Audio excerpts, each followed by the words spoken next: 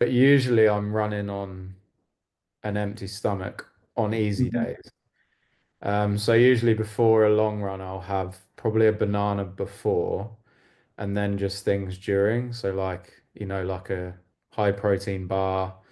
But I'm definitely open to changing that because I think that's the reason I can't get through these long runs, Mhm. as good as I could.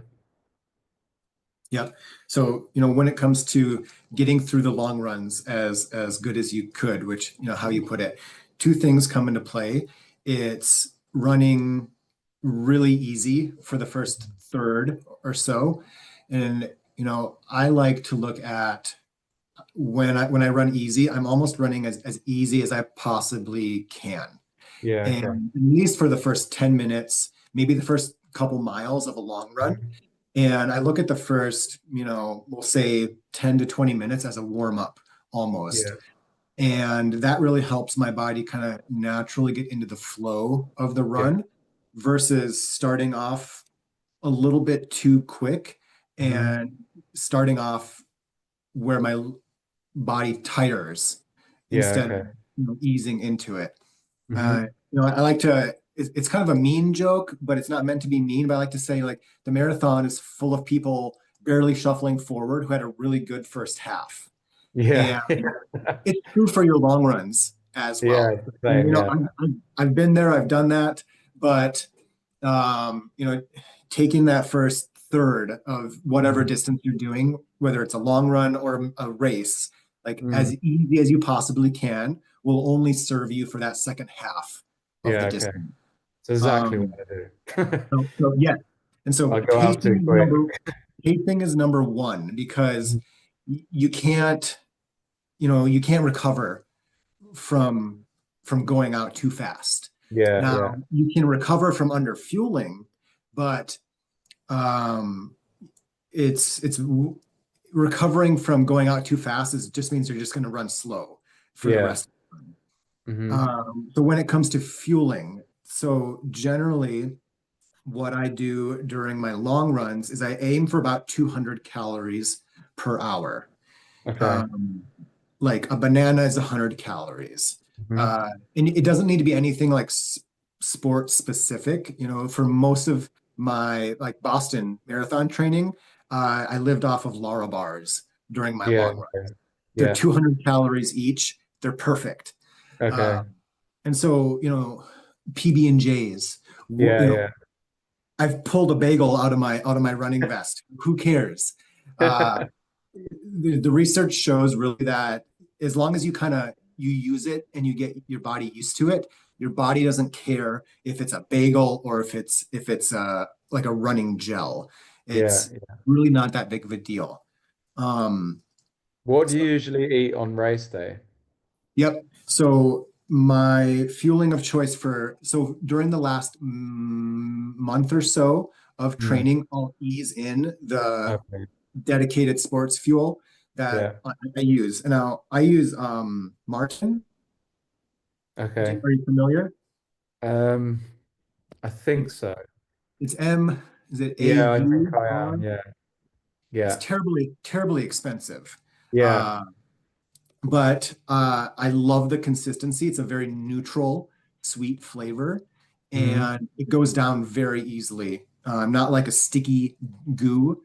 It's more Yeah. like I don't know. It's different than a goo.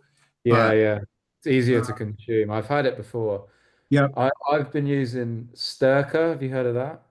Mm, Styrk. I'll send it to your group, to our group. okay. But I think I'm gonna change it because it's really good. Um, but it just made me feel really sick on the last race because it was almost too sweet. Hmm. Like they've got really good bars. They've got like vegan crispy bars that are really good pre-race. But again, they're super sweet. I've just Yeah. sent it in the WhatsApp. Yep. I got it right here. So it's 120 calories. So the nice thing, and science in sport or Yeah, SIS. yeah. I've used them, yeah. the nice thing about these, I don't think I have any right now. They have some high calorie ones where the Mm, Science and Sport ones I've used are almost 200 calories per packet. So okay. they're liquid. It's a fully Yeah. liquid. And so Hmm. they're larger than your like 100 calorie goo, Yeah, yeah. but 200 calories a pop. Like it's so Yeah, easy easy. to do Yeah, that. okay. And so, but during your long runs for the next 8 weeks, Mm, it's all about, just getting in 1 or 200 calories beforehand. And then yeah. however you want to do the 200 calories during, like you can, I prefer just like, okay, half a Lara bar every half hour was 100 Hmm. calories. It's easy. Yeah. Or so however you want to figure that out, whatever works best for you. Okay. But the better you fuel, the better you're going to run during, and the better Hmm. you're going to recover. Yeah, And so, okay. um, so kind of think about, it doesn't have to be anything crazy. Like I said, peanut butter and jelly sandwich Yeah. is like one, two, three, 400 some calories. Like Okay. that's 2 hours of fueling right there. Done. Have a Yeah. banana beforehand. Yeah, I was gonna have banana and peanut butter Yep, before, and then perfect. probably bars or that after during. Yep. Um, that's basically what I do. Yeah, And okay. that last month or so, I ease in some of that, ultra processed fuel because it's Yeah, convenient. It does the yeah. job. And Hmm. so that's kind of the general rundown of the long runs. And, you know, for like going out for 20K, not a huge deal, but, as it gets longer, the fueling becomes more important. Hmm. And it's always good to keep in mind that when you're eating during these long runs and even during the short runs, when you go out and you have something digesting, you're Hmm. not only training your body, but you're training your gut to better Yeah, handle the fuel that you're going to want and need during the 25 to 35 yeah. kilometer long runs and Hmm. stuff like that. Does that make sense? Yeah, yeah. No worries. That's cool. Cool. And so this striker, 120 calories per packet is good, but I just like Martin has 160 Mm, calorie one, okay. Maybe and I'll try them again. yeah, and Science and Sport has I think they're 180 some per Okay.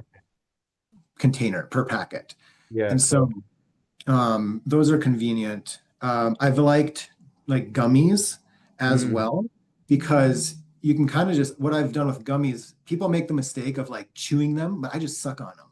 And yeah, so okay. take a bite, put like one in the back of each cheek, Mm, and just suck on it. And that has worked really well for me as well. okay. And then last thing, actually I do have some margin. Yeah. So last thing is something I've done in a number of my marathons. Do you think you'll be running with a vest or not? Paris will have. No. Okay. So Yeah, no. something I've really liked doing is starting the race with a handheld with some Yeah, calories. I've used that as well. Yeah. And so they have a 320, which I would prefer, like if I was, doing a race.